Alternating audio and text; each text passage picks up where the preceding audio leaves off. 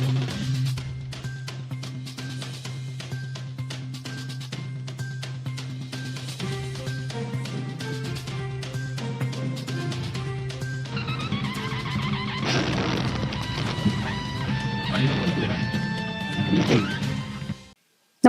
आपण पाहता Hirkani news. Hirkani news प्रत्येक क्षण ताज्या घडामोडी आणि महत्त्वाच्या प्रत्येक बातमीसाठी नेहमी तत्पर. 83 लाखाची बेहिशेबी मालमत्ता, निवृत्त जिल्हा परिषद अधिकाऱ्यावर गुन्हा.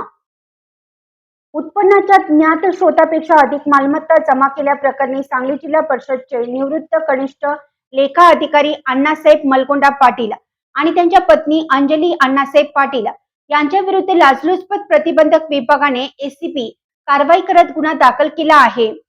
दाम्पत्याने आपल्या ज्ञात उत्पन्नापेक्षा तब्बल 82,89,641 रुपयांची मालमत्ता भ्रष्ट मार्गाने मिळवल्याचं चौकशीत उघड झालं आहे.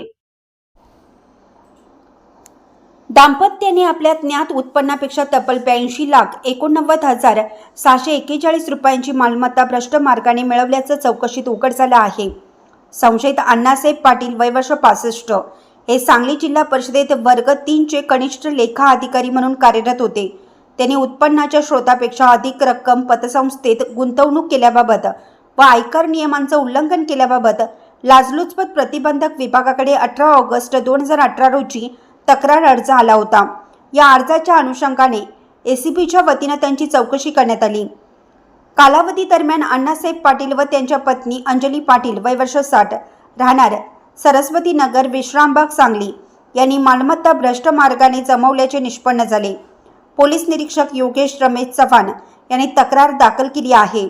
ही कारवाई लाचलुचपत प्रतिबंधक विभाग पोलीस अधीक्षक शिरीष सर देशपांडे व अप्पर पोलीस अधीक्षक अर्जुन भोसले यांच्या मार्गदर्शनाखाली पोलीस उपअधीक्षक यास्मीन शरीफ इनामदार यांच्या पथकाने केली आहे.